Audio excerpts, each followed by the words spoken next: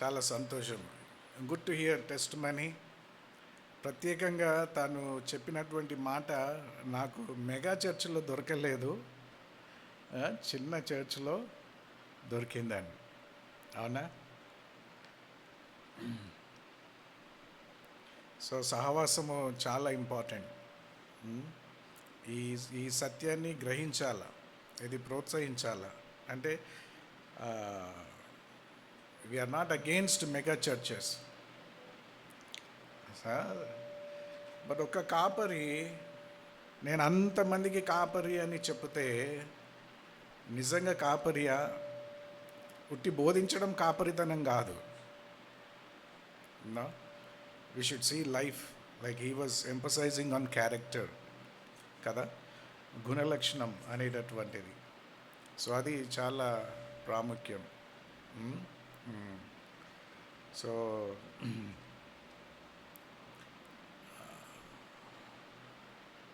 ఈ మంత్ చాలా టఫ్ మంత్గా ఉండే నాకు. ఎందుకంటే I was working on different things, కొన్ని పనులు చేస్తూ ఉన్నాను. ముఖ్యంగా ఈ గవర్నమెంట్ వాళ్ళతో డీల్ చేయాలంటే చాలా ప్రాబ్లం. బట్ దేవుడు మా బాబు కొరకు లోన్ ట్రై చేస్తూ ఉంటుంది. ఫ్రైడే థర్స్డే నైట్కి, యాక్చువల్లీ వెడ్నెస్డే నైట్ నిద్ర లేదు. దేవుడు ఏం చేశాడంటే, హెచ్డిఎఫ్సి బ్యాంక్, నేను కస్టమర్ని, వాళ్ళు ఇస్తామన్నారు, అన్నీ ఏమేమో చేస్తూ ఉన్నారు, చాలా డిలే చేసిండ్రు.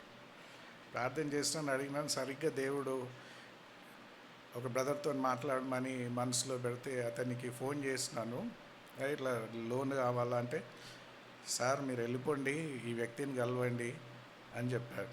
అనగానే వెళ్ళి ఆ వ్యక్తిని కలవగానే తన అసిస్టెంట్కి చెప్పిండు, లోన్ గురించి ప్రాసెస్ స్టార్ట్ చేయి వీళ్ళదని.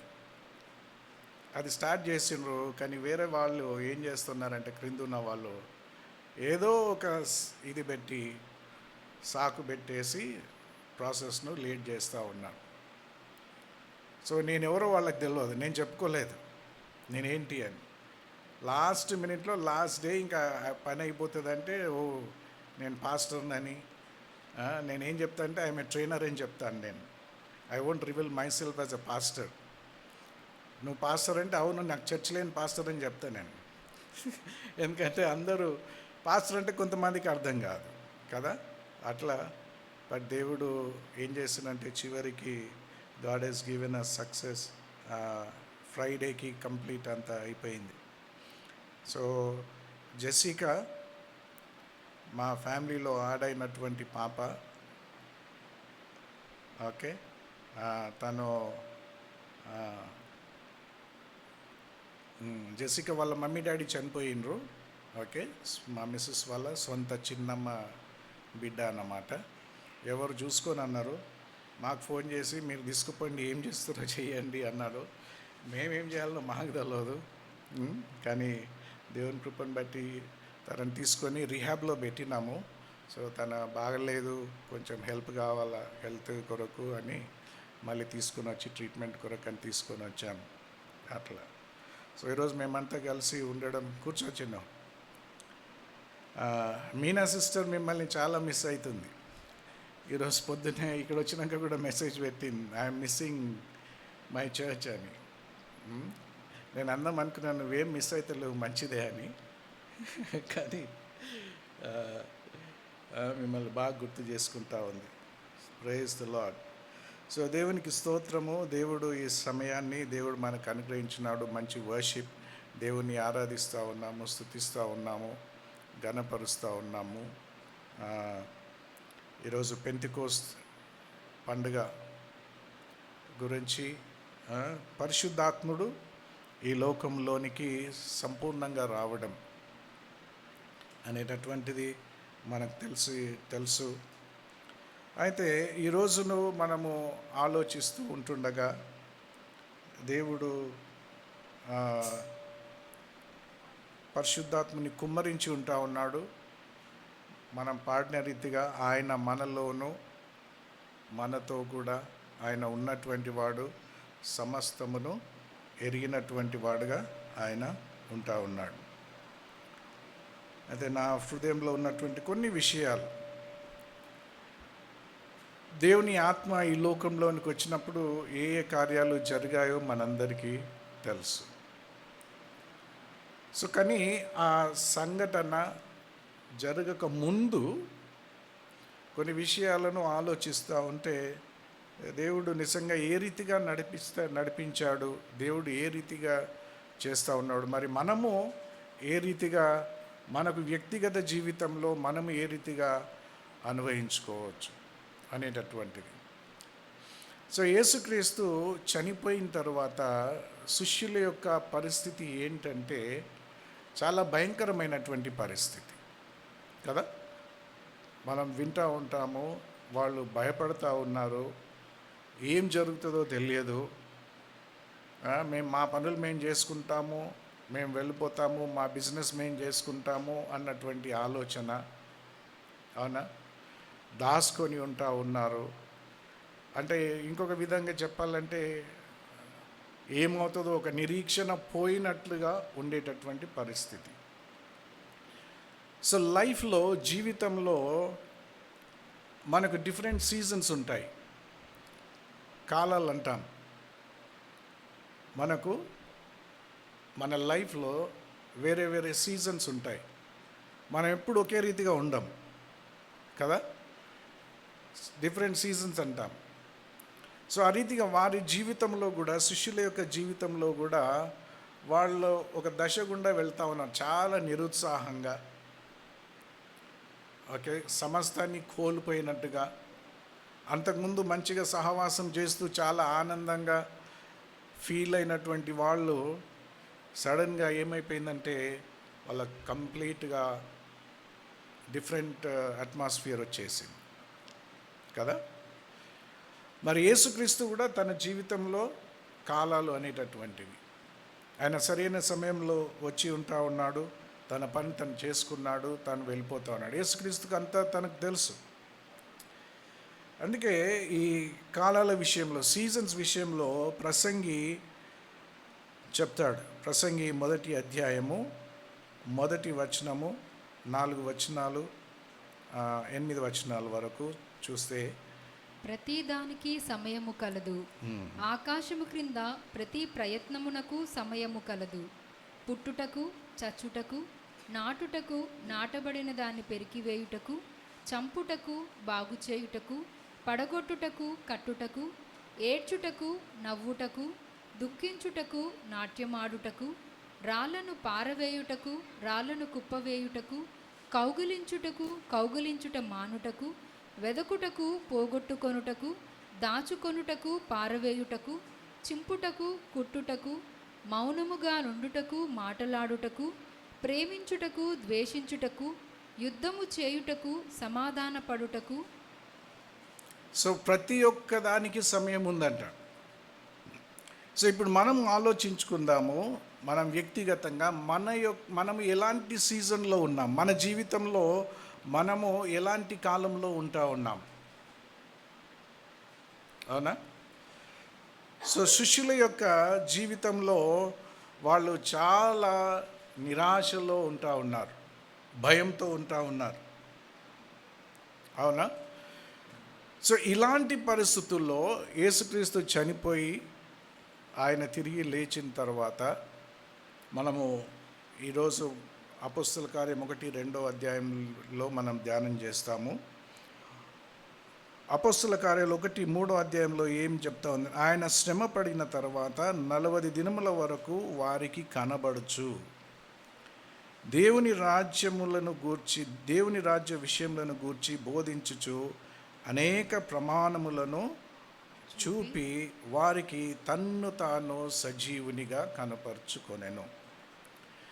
సో వాళ్ళ పరిస్థితి నిరాశగా ఉన్నప్పటికీ కూడా, ఏమవుతుందో అని వాళ్ళకు అర్థం కాకున్నప్పటికీ కూడా దేవుడు తన పనిని చేస్తూ ఉన్నాడు. God was at work, Jesus was at work. తన పనిని ఆయన చేస్తూ ఉన్నాడు. సో మన జీవితంలో మనము ఎలాంటి పరిస్థితుల్లో ఉన్నా, ఎలాంటి స్థితిలో ఉన్నా దేవుడు తన పని చేస్తాడు. నేను మీతో చెప్తా ఉంటాను, యాక్చువల్లీ వెడ్నెస్డే నైట్ నాకు నిద్ర లేదు. మార్నింగ్ 2-3 అవుతా ఉంది. ఎందుకు వీళ్ళు ఇట్లా చేస్తూ ఉన్నారు? బట్ నేను చేసింది ఒకటే. రోమా 8:28లో ఏముంది? తన్ను ప్రేమించు వారికి సమస్తము సమకూడి జరుగునని మనం ఎరుగుదాం. సో ఏ పరిస్థితి ఉన్నా కూడా మనకు ఏం జరుగుతుంది? అది మేలు జరుగుతుందంట. సో థర్స్డే మార్నింగ్ నేను ఏం చేసిందంటే 9 o'clock నుండి బయలుదేరి నేను పోయి ఈరోజు కంప్లీట్ కావాలా, ఈరోజు నాకు సక్సెస్ కావాలా అని ప్రార్థన చేసి అది క్లెయిమ్ చేసుకొని పోయి నేను బ్యాంక్లో కూర్చున్నా. వాళ్ళు ఎంతసేపు కూర్చోమంటే అంత కూర్చుంటా, కానీ నా పని కావాలా. సో ఆ రీతి, అంటే పరిస్థితి అటువంటిది, వాళ్ళు చేసే పనులు అటువంటివి, వాళ్ళకి అర్థం కాదు. సో ఎలాంటి పరిస్థితుల్లో మనకున్న ప్రతి ఒక్కటి మేలు జరుగుతుంది. అయితే శిష్యులు బాధల్లో ఉన్నప్పటికీ కూడా, నిరాశల్లో ఉన్నప్పటికీ కూడా, యేసుక్రీస్తు పునరుత్థానుడైన తర్వాత ఏం చేస్తూ ఉన్నాడంటే తనను తాను వారికి కనిపించుకుంటా ఉన్నాడు. అవునా? ఏమనుంది ఇక్కడ? అనేక ప్రమాణాలను చూపి వారికి తన్ను తాను సజీవునిగా కనపరుచుకుంటా ఉన్నాడు. సో పాస్టర్ జాన్ చెప్పిందంటే మ్యారేజ్లోనే తను దేవుని యొక్క నమ్మకత్వాన్ని ఎక్కువగా చూసిందని చెప్పాడు. అంటే దేవుడు ఆ పరిస్థితుల్లో దేవుడు ఏం చేసిందంటే తనను తాను కనపరుచుకుంటా ఉన్నాడు. సో ఇది చాలా ఇంపార్టెంట్ మనకి. We need to see God in our situations. మనం పరిస్థితుల్లో దేవుణ్ణి మనము చూడాలి. సో మొట్టమొదటి విషయం నేను మాట్లాడబోయే విషయం ఏంటంటే it's a season of God's visitation. ఆయన సందర్శన కాలము, సందర్శించేటటువంటి కాలం. సో శిష్యుల పరిస్థితి ఆ రీతిగా ఉన్నప్పుడు మనం ఏం చూస్తూ ఉన్నామంటే యేసుక్రీస్తు తనను తాను ఆయన బయలుపరుచుకుంటా ఉన్నాడు, తనను తాను చూపించుకుంటా ఉన్నాడు, వారికి అగుపడుతూ ఉన్నాడు. కనిపించుకోవడమే కాదు, బోధిస్తూ ఉన్నాడు. ఏం బోధిస్తూ ఉన్నాడంటే దేవుని రాజ్య విషయములను గూర్చి ఆయన బోధిస్తూ, ప్రమాణాలను చూపిస్తూ తనను తాను కనపరుచుకుంటా ఉన్నాడు. So that is what John జీవితంలో యేసుక్రీస్తు చేసినటువంటి పని. ఈ 2 చర్చెస్ని ఉపయోగించుకొని, ఒక చర్చ్ టైర్డ్ అయిపోయినప్పటికి కూడా దేవుడు ఇంకొక చర్చ్ని ఏం చేస్తూ ఉన్నాడు? ఉపయోగించుకుంటా ఉన్నాడు కదా. సో మనము ప్రతి పరిస్థితుల్లో దేవుడు ఏ రీతిగా కనపరుచుకుంటాడో మనం చూడాలి. మనం టెన్షన్ పడిపోతాం, బాధపడిపోతూ ఉంటాం, ఏమవుతుందో అర్థం కాదు మనకు. బట్ దేవుడు ఉన్నాడు, ఆయన చూస్తున్నాడు. ఈరోజు మనం పాడిన పాట ఏంటి? ఫస్ట్ సాంగ్, సెకండ్ సాంగ్లో నేను కూర్చుండుట, నేను లేచుట, ఆయన సమస్తాన్ని ఎరిగి ఉన్నవాడు కదా. బట్ మన అలాంటి పరిస్థితిని, సమస్తాన్ని ఎరిగి ఉన్నప్పుడు మరి మన పరిస్థితిని దేవుడు తెలియదా? దేవునికి తెలుసు. సో దేవుడు ఏం చేస్తాడంటే he wants to show himself. So this is the time. మనము కూడా ఒక కష్టమైన పరిస్థితుల్లో ఉంటే దేవుడు మనల్ని ఏం చేస్తాడంటే దర్శిస్తాడు. ఆయన విజిట్ చేస్తాడు, అనేక ప్రమాణాలను చూపుతాడంట. సో శిష్యులకు అదే చేస్తూ ఉన్నాడు. ఆయన ప్రమాణాలను చూపుతూ తన్ను తాను సజీవులుగా కనపరుచుకుంటా ఉన్నాడు. He is living. ఆయన బ్రతికి ఉన్నాడు. నేను ఉన్నాను, జీవించువాడను అనేటటువంటిది ఆయన చూపిస్తూ ఉన్నాడు. బట్ ఇక్కడ ఎవరికి ఆయన చూపిస్తూ ఉన్నాడు? అపొస్తలుల కార్యము 1వ అధ్యాయం 1వ వచనంలో యేసు తాను ఏర్పరచుకొని అపొస్తలులకు, ఏర్పరచుకున్నటువంటి వారికి, ఎన్నుకొనబడ్డటువంటి వారికి, యోహాను సువార్త 15:16లో మీరు నన్ను ఏర్పరచుకొనలేదు, నేను మిమ్మును ఏర్పరచుకొని నియమించి తిని. మనము దేవుణ్ణి ఏర్పరచుకోలేదు. మనం అనొచ్చు, నేను నా పరిస్థితి ఇట్లా ఉన్నప్పుడు నేను యేసుక్రీస్తుని అంగీకరించినాను అని మనం చెప్తాం. కొన్నిసార్లు మంచి కథలు చెప్తాం కదా. బట్ ఏమంటే యేసుక్రీస్తు మనల్ని ఈ లోకమును సృష్టింపబడక మునిపే దేవుడు నిన్ను ఏర్పాటు చేసుకున్నాడు.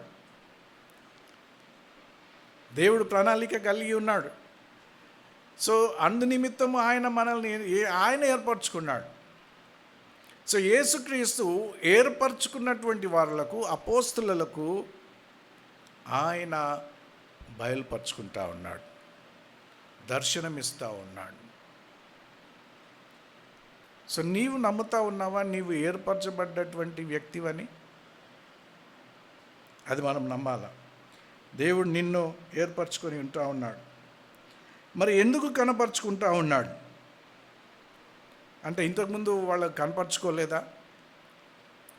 వాళ్ళతో కూడా 3.5 సంవత్సరాలు ఉన్నారు, అద్భుతాలు చూసిండ్రు. ఓకే, బాప్తిసము తీసుకున్న తర్వాత వాళ్ళని ఎన్నుకున్నాడు.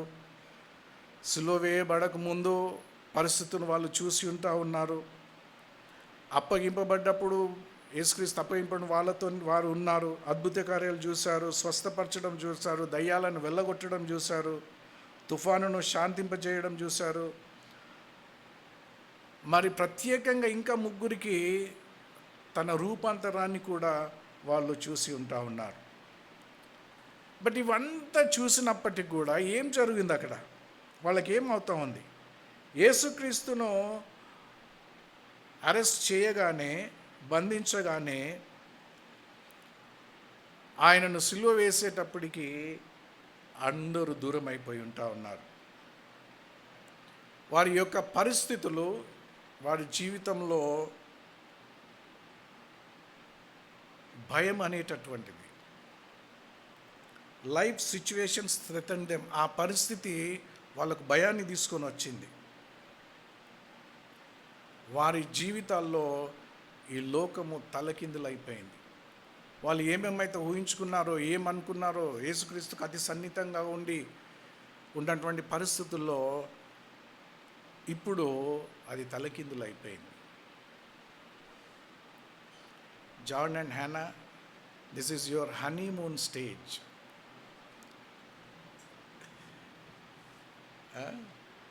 హనీమూన్ స్టేజ్ తర్వాత ఏం స్టేజ్ వస్తుందంటే స్టార్మింగ్ స్టేజ్ అంటారు. తుఫానులు వస్తాయి. ఓకే, సో ఆ తుఫాన్లలో తలకిందులు కావద్దు ప్రతి ఒక్కరికి. క్రీస్తును మనం అంగీకరించినప్పుడు, ఓకే, ఆ లైఫ్, ఆ ఉజ్జీవము, ఆ దేవుని కొరకైనటువంటి ఆశ, అవన్నీ చాలా బాగుంటాయి. ఏదైనా నేను ఏమన్నా చేస్తా, గట్టి పంచే పాడతాను, ఏమైనా చేయగలడని పాడతాం. నేను కూడా ఏదైనా చేయగలనని మనం పాడవచ్చు. కానీ యేసుక్రీస్తు శిష్యులు 3.5 సంవత్సరాలు ఆయనతో ఇవన్నీ చూసిండ్రు కూడా. బట్ ఇప్పుడు ఏమైందంటే అంత సమస్తం కూడా తలకిందులు అయిపోయింది. అపోస్తుల కార్యంలో 1వ అధ్యాయము 8వ వచనంలో మనం చూస్తే, అయినను పరిశుద్ధాత్మ మీ మీదకి వచ్చినప్పుడు మీరు శక్తి నొందెదరు గనుక మీరు యెరూషలేములోను యూదయ సమరయ దేశముల యందంతటను భూ దిగంతముల వరకును నాకు సాక్షులయ్యుందురని వారితో చెప్పెను.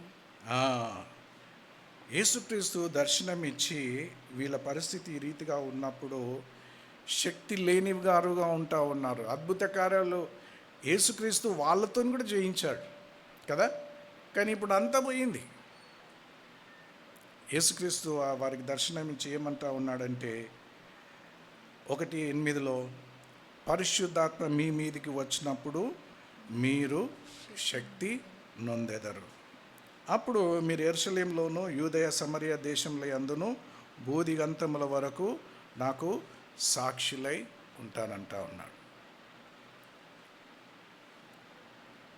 సో మనం ఆలోచించాలా, నా పరిస్థితి ఏంటి?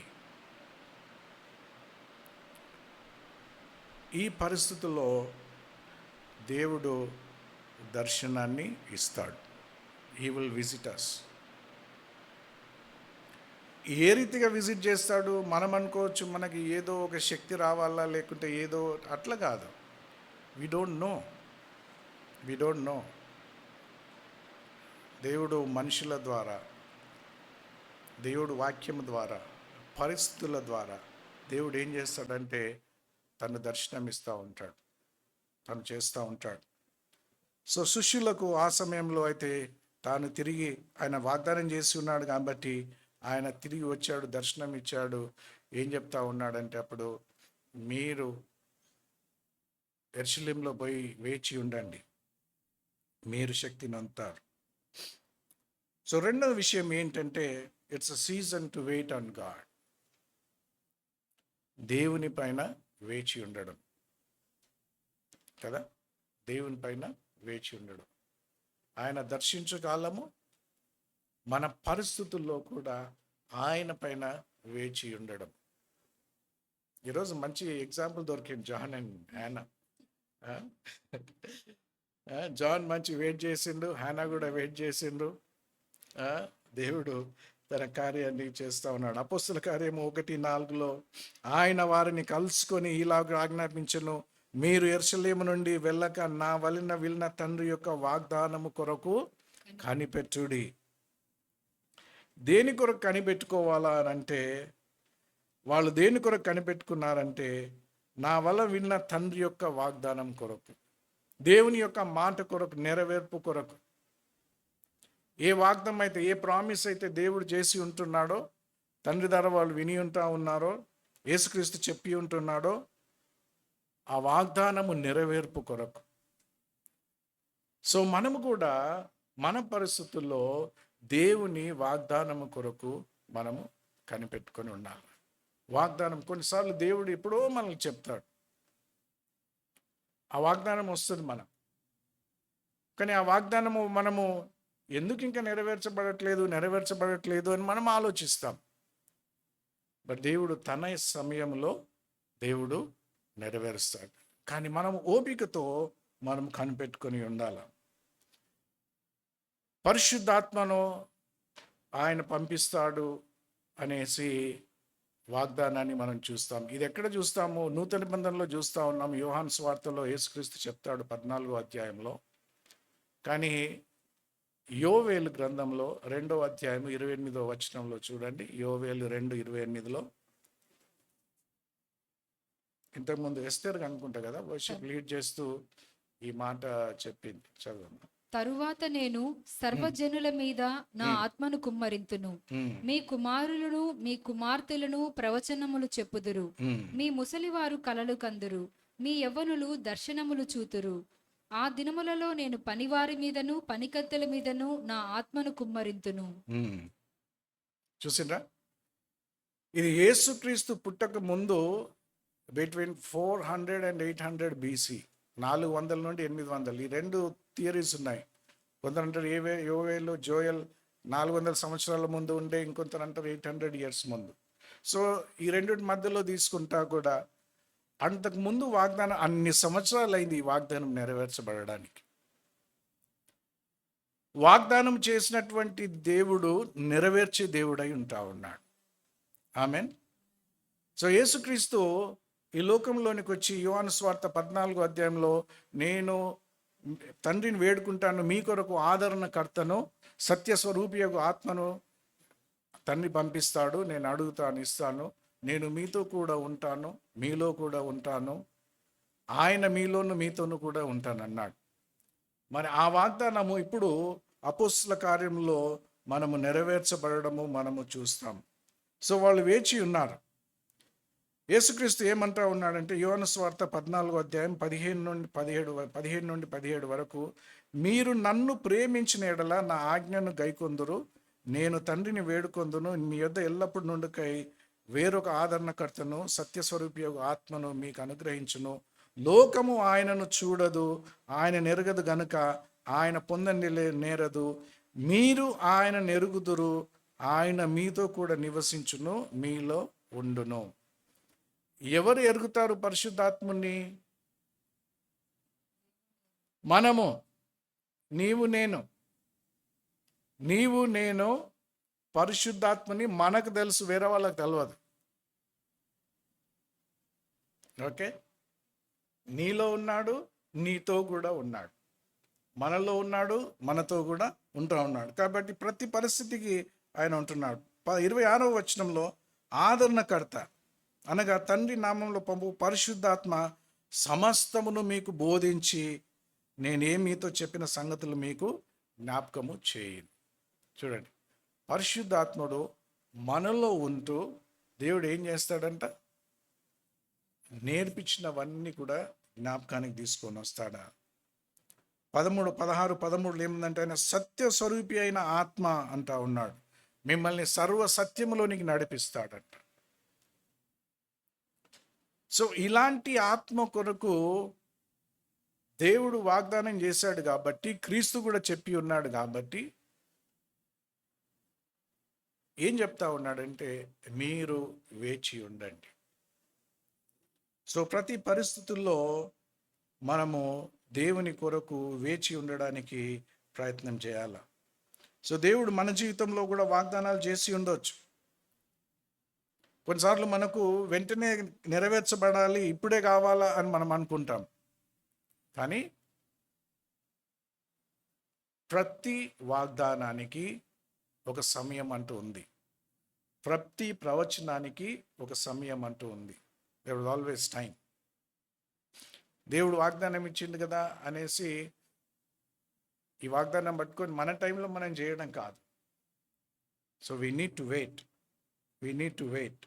మరి దేవుడు మన పరిస్థితుల్లో ఆయన వాగ్దానాల కొరకు మనము వెయిట్ చేయాలి. రైట్.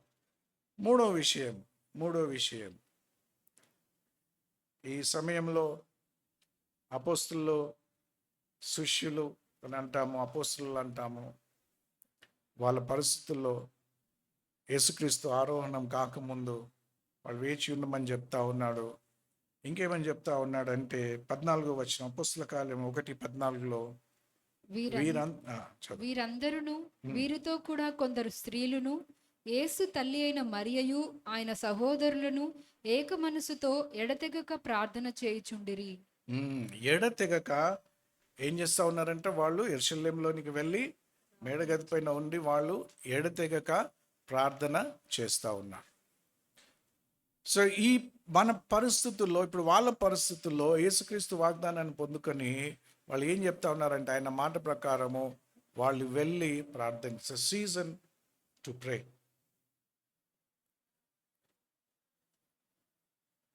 కదా, చాలాసార్లు ఏమవుతుందంటే మనకు కష్టంగా ఉన్నప్పుడు, బాధ ఉన్నప్పుడు ప్రార్థన చేయడానికి చాలా కష్టం అవుతుంది కదా, చాలా కష్టమవుతుంది ప్రార్థన చేయడానికి. కొన్నిసార్లు ఏం ప్రార్థన చేయడం తెలియదు, అవునా, మనకు అర్థం కాదు. But we need to wait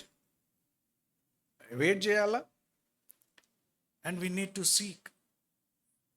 వాళ్ళు ఏం చేసిండ్రంటే అక్కడ 120 మంది అప్పర్ రూమ్లో కలుసుకొని వెయిట్ చేస్తూ వాళ్ళు ప్రార్థన చేస్తూ ఉంటున్నారు. ఏక మనస్సుతో ఎడతెగకుండా వాళ్ళు ప్రార్థన చేస్తూ ఉన్నారు.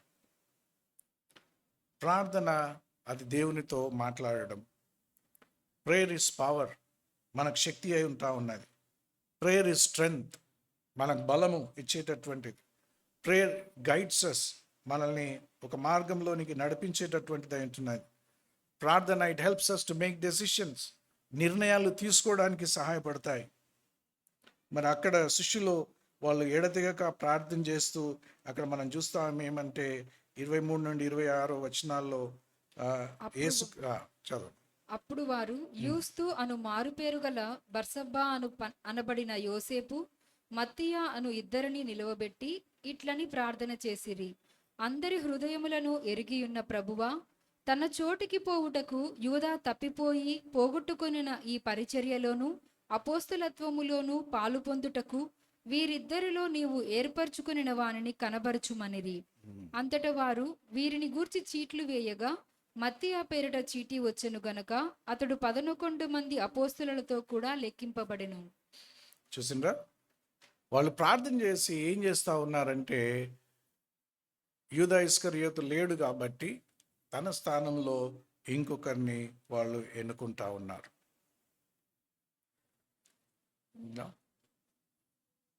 దేవుని పైన మనం వేచి ఉన్నప్పుడు,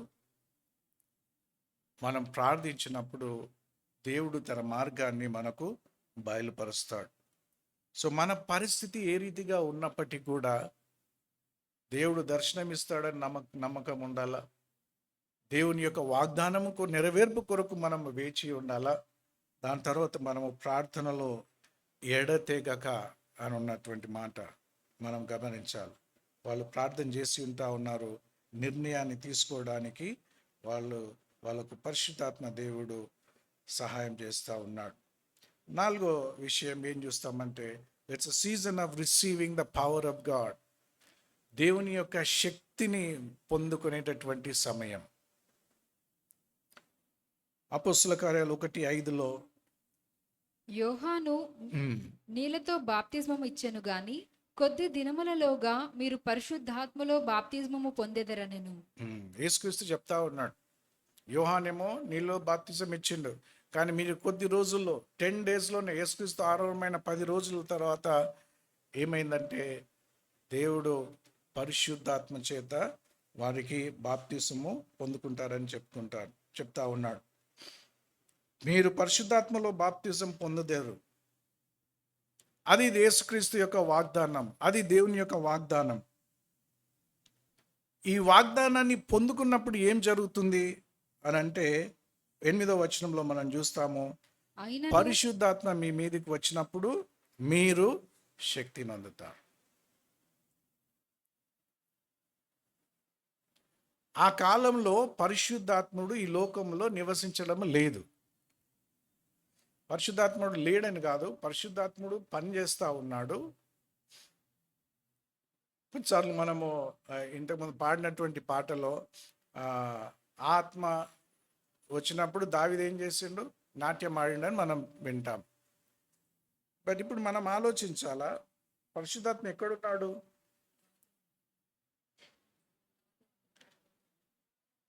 సో ఇప్పుడు పరిశుద్ధాత్మ, ఇప్పుడు మనం డ్యాన్స్ చేయలేదు అనుకో, డ్యాన్స్ చేయలేదు అంటే పరిశుద్ధాత్మ రాలేదు కాబట్టి ఇప్పుడు మనం పాడినాం. దావీదు ఏ రీతి అయితే పరిశుద్ధాత్మ వచ్చిందో ఆయన నాట్యం ఆడిండు. ఎస్తర్ నువ్వేం మాట్లాను, పిచ్చోడు అన్నావా, ఏదో పిచ్చోడులాగా ఏదో సంథింగ్ వర్డ్ యూ యూస్ కదా, అవునా? అట్లా ఉండే దేవుని సన్నిధిలో అన్న మాట ఉపయోగించింది. మరొకవేళ ఇప్పుడు మనం నాట్యం చేయలేదంటే పరిశుద్ధాత్మ రాలేదు నా మీద అనొచ్చా? ఏమంటారు? లేదు. ఆయన నీలోను నీతో కూడా ఉన్నటువంటి వాడై ఉన్నాడు. ఆమేన్. సో పరిశుద్ధాత్మ ఎక్కడున్నాడని వెతకని అవసరం లేదు. He is inside of you, in you, నీలో నీతో ఉన్నటువంటి వాడు. బట్ సమస్య ఏంటంటే, మనకు ఉండేటటువంటి సమస్యలను చూస్తూ ఉంటాము, మన బాధల మీద ఎక్కువ ధ్యానం పెడతా ఉంటాము. మన దేవుడు ఎంత గొప్పవాడు, మనలో ఏమై ఉన్నాడో అది మనం గ్రహించం కదా. సో నీలో ఉన్నవాడు ఈ లోకములో ఉండేటటువంటి వాని కంటే గొప్పవాడు. సో మనం సమస్యను గంభీరంగా చూడొద్దు. You already have the power. Thank you. మీకు శక్తి ఉంది ఆల్రెడీ, మీరు శక్తి లేదని కాదు. ఓకే, మనకు శక్తి ఉంది. బట్ ఉన్నటువంటి శక్తిని మనం ఏం చేయాలంటే, మన మనస్సును we have to surrender our selfs. మనల్ని మనము మనల్లో ఉన్నటువంటి పరిశుద్ధాత్మకు మనము సమర్పించుకోవాలి కదా. అదే మాట జాన్ చెప్పింది, శరీరాన్ని చంపుకొని ఆత్మకు విధేయులవ్వడం. మన ఆత్మకు మన మాట వినడం, మన మనసులో నీలో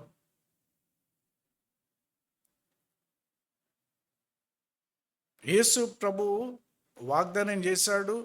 ఆయన తన యొక్క పరిశుద్ధాత్మను ఈ లోకానికి ఆల్రెడీ పంపించేశాడు. ఈజ్ ఎగ్జిస్టింగ్, ఇప్పుడు ఉన్నాడు. మనం కనెక్ట్ కావాలి. So it's a season to depend on the Holy Spirit. పరిశుద్ధాత్మని పైన, తన శక్తి పైన ఆధారపడడానికి ఉండేటటువంటి సమయం. సో వాళ్ళు ఎప్పుడైతే పరిశుద్ధాత్మను పొందుకున్నారో, అపొస్తలుల కార్యం 2:1-4 చూస్తే చదువు. పెంతెకోస్తను పండుగ దినము వచ్చినప్పుడు అందరూ ఒక చోట కూడి ఉండిరి. అప్పుడు వేగముగా వీచు బలమైన గాలి వంటి ఒక ధ్వని ఆకాశము నుండి అకస్మాత్తుగా వారు కూర్చుండి ఉన్న ఇల్లంతయు నిండెను.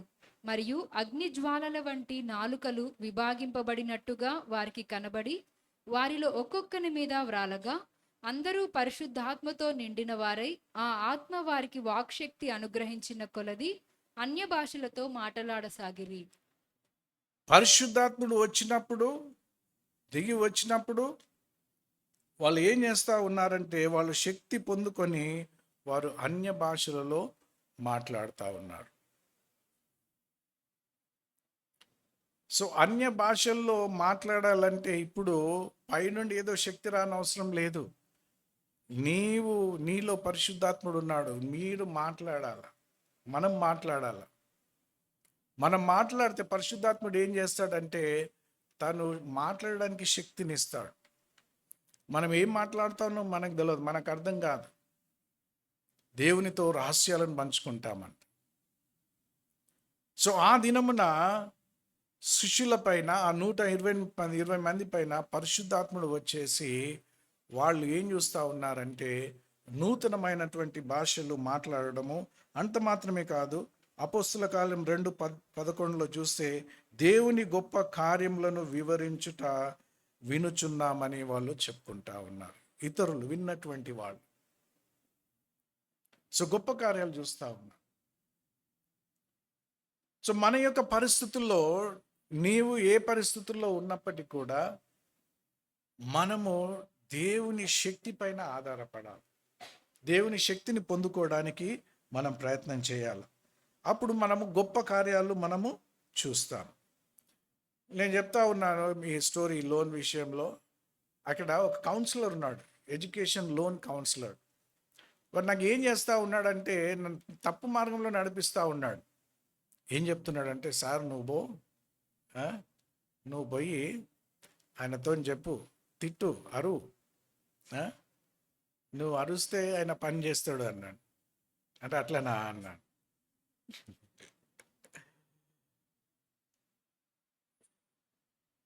నా పని అరిసే పని కాదు. ఓకే, నేను ఒకరి ద్వారా వచ్చిన, సార్కి చెప్పకు అంటే నేను ఎవరైతే కాంటాక్ట్ అయినో ఆయన దగ్గరికి పోకుండా ఈయన దగ్గరికి పోయి ఈయన పని చేయ. యాక్చువల్లీ అప్రూవల్ చేస్తే ఆయన ఈయన ఫైనల్గా. బట్ ఈ క్రింద ఉంటుంది కదా కొంతమంది ఇంకా ఆఫీసర్స్ ఉంటారు కదా, వాళ్ళు కొంచెం డిలే చేస్తూ ఉన్నారు. సో ఇట్లా చెయ్యి, ఇట్లా అన్నాడు. నేనన్నా, నేను ఆ పని చెయ్య బాబు, అరుస్తే వస్తే ఏమొస్తుంది? ఇప్పుడు నువ్వు అంటావు ఏం చెప్పిండంటే, నేను తీసుకొని పోతా, నువ్వు వేరే దగ్గర చేయించుకో అని చెప్పు అని చెప్తా ఉన్నాడు. నేను అట్లా చెప్పా, నేను ఎందుకు చెప్తా? ఇప్పుడు ఆయన నేను చేయించుకుంటే ఫైల్ ఇచ్చేసి సార్ పొండి చేయించుకోపోండి అన్నాడు అనుకో, ఏం కావాలి నాకు అప్పుడు? మళ్ళీ ఆల్రెడీ ఇంత డిలే అయింది, మళ్ళీ కొత్తది స్టార్ట్ చేయాలంటే ఏం కావాలి? అని అట్లా కాదు, we have to wait. So అబ్బాయి ప్రాసెస్ అంతా అయినాక అబ్బాయి ఏం చెప్పిండంటే, సార్ ఏమన్నా ఉంటే సారీ, ఏదన్నా అయితే తప్పైతే క్షమించండి అన్నాడు. నేనన్నా తర్వాత మాట్లాడతా అన్నాను. సో తర్వాత మాట్లాడతా అని ఫోన్లో తర్వాత మాట్లాడినాను. నేను కస్టమర్ను, నీ మేలు కొరకు చెప్తా ఉన్నాను, నువ్వు మంచి పని చేస్తూ ఉన్నావు, కానీ నీ పని ఇంకా మంచిది కావాలంటే నీవెట్లా ఉండాలో నేను చెప్తాను అని ఆయన కొన్ని విషయాలు చెప్తే, సార్ తప్పకుండా వింటా, నేను తప్పకుండా చేస్తాను, నేర్చుకుంటా, పెద్దవాళ్ళ దగ్గర నేను నేర్చుకోవాలి అంటా ఉన్నాడు. సో కొన్నిసార్లు పరిస్థితుల్లో మనం రియాక్ట్ అవుతాం, మన కోపం వస్తుంది. అవును కదా, అలా అయితే చెయ్యాలని అంటాడు. ఈ సైతాన్ ఏం చేస్తాడంటే ఎవరెవరినో ఉపయోగించుకుంటాడు. జాన్ మెన్షన్ ద క్యారెక్టర్, అది చాలా ఇంపార్టెంట్ మనకి. వీ హ్యావ్ ఆల్ రైట్స్, మనకు హక్కు ఉంది, అడిగే హక్కు ఉన్నది. నువ్వు ఎందుకు డిలే చేస్తున్నావు, ఏమనుకున్నావు, ఏదన్నా రీజన్ చెప్పి ఏదన్నా చెయ్యొచ్చు. బట్ ఏమవుతుంది అక్కడ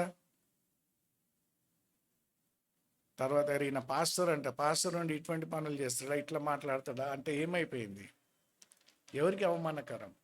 దేవునికి అవమానకరం కదా కదా.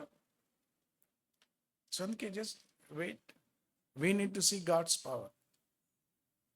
సో దేవుని శక్తి అని అనుకుంటే we only when we see the miracles, అద్భుతాలు చూసినప్పుడు, ఇంకా గొప్ప ఏదో జరుగుతున్నప్పుడే దేవుని శక్తి అనుకుంటాం. నో, ఈ చిన్న చిన్న వాటిలో కూడా మనం దేవుని శక్తిని చూడవచ్చు. ఏమేన్ అనుదిన వీటిలలో మనం దేవుని పైన ఆధారపడతాం.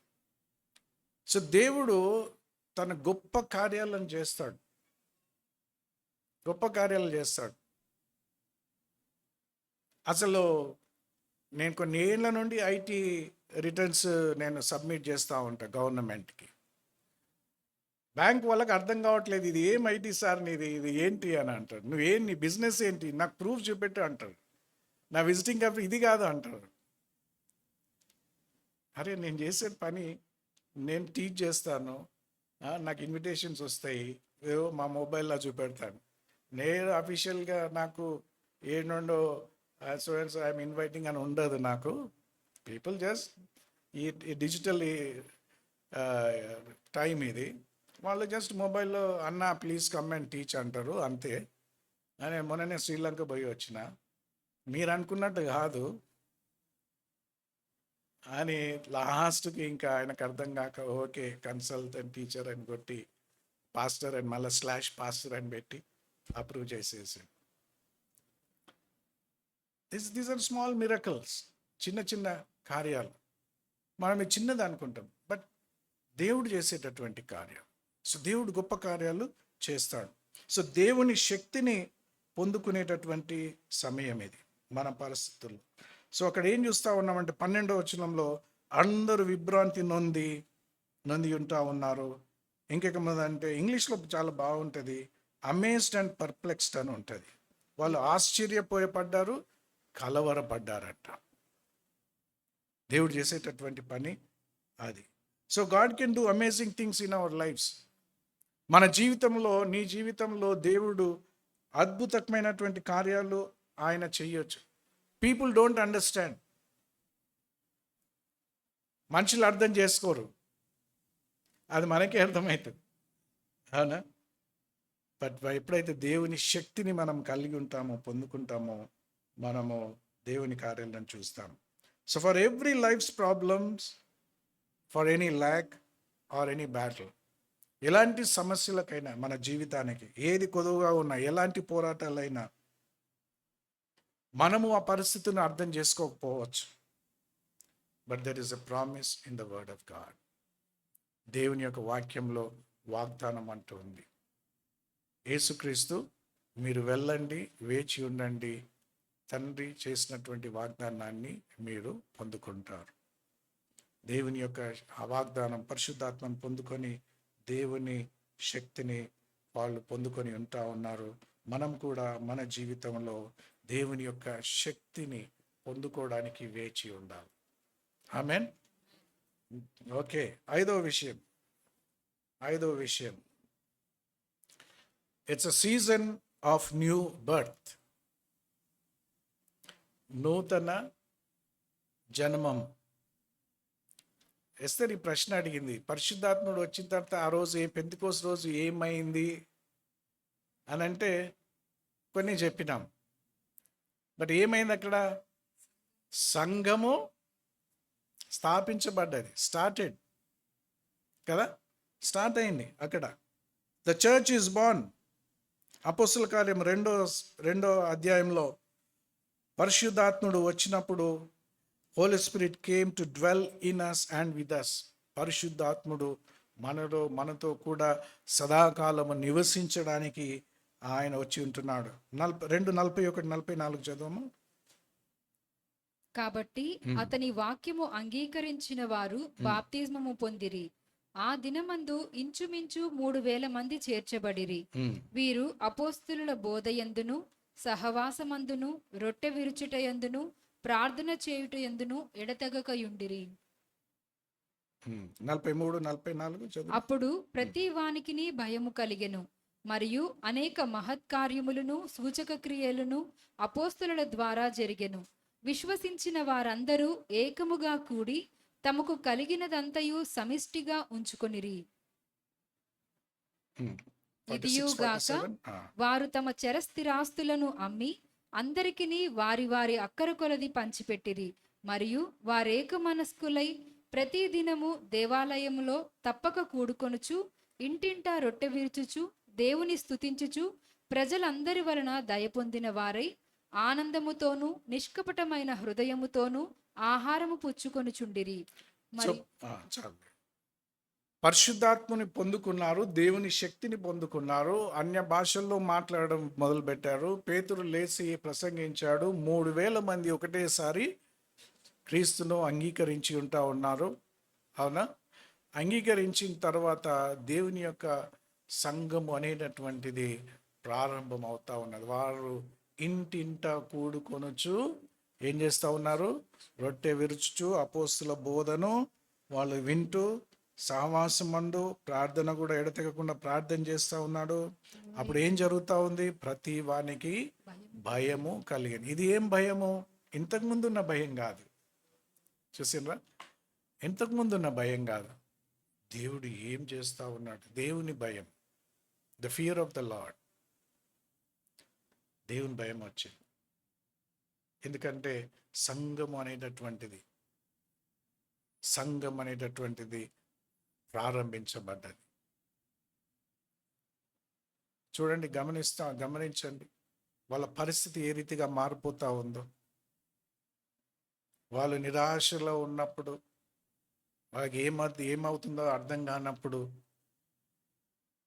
వాళ్ళు దేవి పైన వేచి ఉంటూ ప్రార్థన చేస్తూ వాగ్దానాన్ని పొందుకొని ఏమవుతా ఉందంటే దేవుడు ఒక నూతనమైనటువంటి విషయాన్ని దేవుడు చేస్తూ ఉన్నాడు. ఆమేన్. సో నీ జీవితంలో కూడా నూతన కార్యము కొరకు మనం వేచి ఉండాలి, రెడీ ఉండాలి. ఆమేన్. నూతన కార్యాలు దేవుడు చేస్తాడు. సో సంఘాన్ని దేవుడు స్థాపిస్తూ ఉన్నాడు. సో ఏంటి అది అని మనం దేవుని పైన కనిపెట్టుకొని మనము చూడాలి. సో మన జీవితంలో కూడా నూతన కార్యాలు చేయొచ్చు.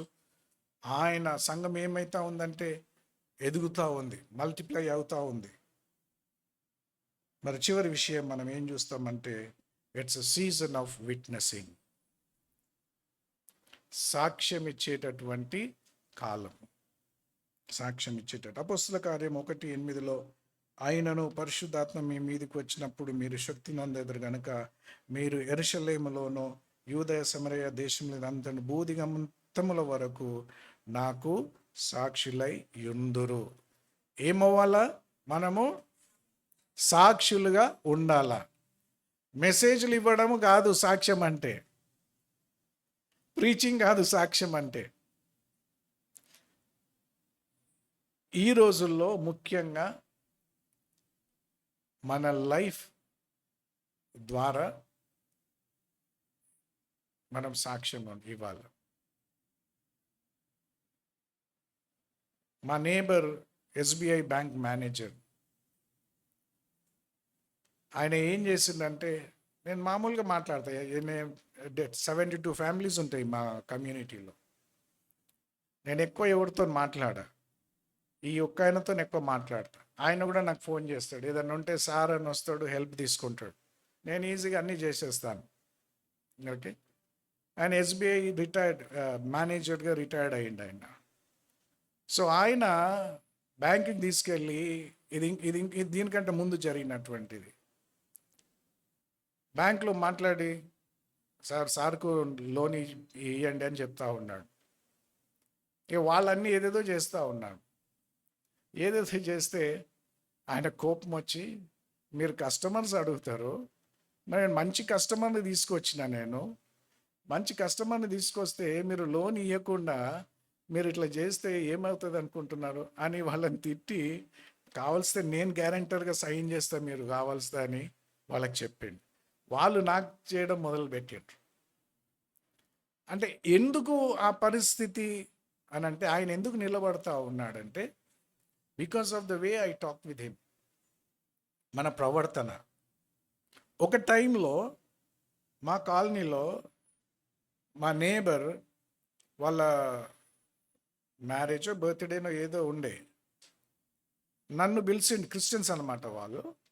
పిలిచి నన్ను మెసేజ్ జస్ట్ 10 minutes మాట్లాడతారు అని చెప్పాను.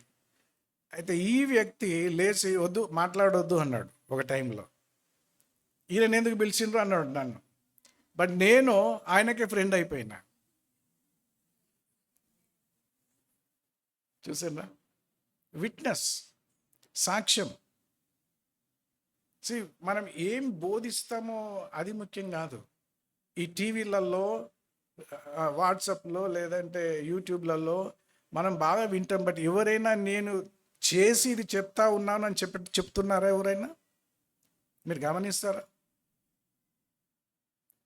యేసుక్రీస్తు ఏమంటాడంటే, వాళ్ళు చెప్పేది వినండి, మీరు అది చెయ్యండి, కానీ వాళ్ళలాగా చెయ్యొద్దు అంటున్నాడు. చూసిందా? సో ఈ రోజుల్లో ప్రసంగికులు ఎక్కువైపోతూ ఉన్నారు. అది నేను నా సువార్త పోతా ఉంది, నేను ఇక్కడ పోతా ఉన్నా, ఇప్పుడు ఆన్లైన్ వచ్చింది కదా, ఇంటర్నేషనల్ స్పీకర్ అయిపోతా ఉన్నాను. నేను కొన్ని ఏళ్ల ముందే ఇంటర్నేషనల్ స్పీకర్ అయినాను, బట్ నేను ఎవరికి చెప్పుకోను. ఇలా we need to be witness. మీరు సాక్షులై ఉండాలి అంటూ ఉన్నాడు. సో నీవు కూడా దేవుడు చేసేటటువంటి కార్యాలను దేవుడు చేస్తూ ఉన్నప్పుడు, యేసుక్రీస్తు నాకు ఈ కార్యం చేశాడు అని చెప్పాలి. You are Jesus. మీరు క్రీస్తు అయి ఉంటా ఉన్నారు, నేను క్రీస్తునై ఉంటాను ఈ లోకంలో. ఆ రీతిగా జీవించాలి. సో వీళ్ళ పరిస్థితి మారిపోయింది ఇప్పుడు. వీళ్ళు ఏం చేస్తూ ఉన్నారంటే, యేసుక్రీస్తు చెప్పాడు, మీరు యూదయ, సమరయ, యెరూషలేము, భూదిగంతముల వరకు నాకు సాక్షులై ఉంటా ఉన్నాడు. సో దేవుడు చేసేటటువంటి మంచి కార్యాలు మనం చెప్పాలా. సో యేసు శిష్యులు చేసినటువంటి పని అదే అన్నమాట. సో 6 విషయాలు నేను చెప్పి ఉంటా ఉన్నాను. ఏమేమి చెప్పినాను? మొట్టమొదటిది, it's a season of God's visitation. దేవుని దర్శనం కొరకు మనం అడగాల. దేవా నన్ను దర్శించు ఈ పరిస్థితుల్లో. దేవుని కొరకు మనం వేచి ఉండాలి, మనం ప్రార్థించాలి. అవునా?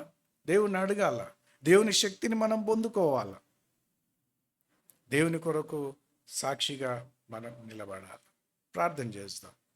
ఈరోజు పెంతెకోస్తు రోజున అపోస్తల కార్యం 2వ అధ్యాయంలో నెరవేర్చబడ్డట్టు పరిశుద్ధాత్ముడు వచ్చిన రీతిగా సంఘాన్ని స్థాపించబడ్డారు. అనేక మంది ప్రభువును వాళ్ళు తెలుసుకొని ఉంటా ఉన్నారు. మరి ఈ రోజుల్లో, ఈ సమయంలో మనం ఏ రీతిగా ఉంటా ఉన్నాం? మీ పరిస్థితి ఏంటి? ఎలాంటి పరిస్థితి ఉన్నా దేవుని ఆత్మ మీతో కూడా ఉంటా ఉన్నాడు. ఆయన మీలో ఉన్నాడు, మీతో కూడా ఉన్నాడు. ఒక నిమిషం లేచి నిలబడదాం. దేవా, నీ శక్తిని నేను గ్రహించడానికి సహాయం దయచేయి ప్రభు అని ప్రార్థన చేస్తాం. జస్ట్ ఒక్క నిమిషం నిలబడి ప్రార్థన చేస్తాం. దేవుని శక్తిని అడుగుదాం. దేవా, నీ యొక్క వాగ్దానాన్ని నెరవేర్చడం కొరకు నేను చూచడానికి అందరం మనం నోరు తెరిచి ప్రార్థన చేస్తాం. అడుగుదాం. అందరు మీ నోరు తెరిచి ప్రార్థన చేయండి. మీ పరిస్థితులు దేవునికి చెప్పండి. ఎలాంటి పరిస్థితులు ఉన్నాయి, ఏ స్థితి అయినా కూడా దేవా నీ కార్యాలు చేయమని దేవునితో మాట్లాడండి. హల్లెలూయా. మాట్లాడండి, దేవునితో మాట్లాడండి. Thank you lord Jesus. దేవానికి స్తోత్రములు నాయన. నీకే ఘనత, మహిమ, ప్రభావాలు కలుగును గాక. మా పరలోకపు తండ్రి, నీ నామానికి మహిమ కలుగును గాక. దేవా, శిష్యులు తండ్రి నిరాశలో నిస్పృహలో ఉన్నప్పుడు, బాధల్లో ఉన్నప్పుడు దేవా, నీవు వారిని దర్శించి ఉంటా ఉన్నావు. వారిని దర్శించున్నావు, వారికి వాగ్దానంలో నెరవేర్చి ఉంటా ఉన్నావు. పరిశుద్ధాత్మని పొందుకోవడానికి సహాయం చేసి ఉంటాను దేవా. మరి మీరు పరిశుద్ధాత్మని మాకు అనుగ్రహించి ఉంటా ఉన్నారు. మా జీవితంలో పరిశుద్ధాత్మని పైన వేచి ఉండడానికి, తన కార్యాలు మా జీవితాల ద్వారా జరిగించడానికి, అనుమతించడానికి ప్రతి ఒక్కొక్కరికి సహాయం దయచేయమని మేము ప్రార్థిస్తూ ఉంటున్నాం. ప్రభువా, ఎవరే కూడా తండ్రి ఈ యొక్క పెంటెకోస్తల్ డే రోజు తండ్రి, ఈరోజు తండ్రి ఎవరైతే నిరాశలో ఉన్నారో, బాధల్లో ఉంటున్నారో దేవా, మీ యొక్క శక్తిని పొందుకొని నీ వాగ్దానాన్ని నెరవేర్చడం చూచుదురు గాక. తండ్రి, నీ కొరకు మంచి సాక్షిగా ఉందురు గాక. దేవా, పరిశుద్ధాత్మను పొందుకునే శిష్యులు ఏ రీతిగా సాక్షులుగా ఉంటా ఉన్నారో ఆ రీతిగా మేము కూడా మా జీవితాల ద్వారా మంచి సాక్ష్యాన్ని కలిగి ఉండడానికి మా అందరికీ సహాయం దయచేయమని నీకే ఘనత, మహిమ, ప్రభావాలు చెల్లిస్తూ యేసు నామమున ప్రార్థిస్తా ఉన్నాం తండ్రి. ఆమేన్, ఆమేన్, ఆమేన్.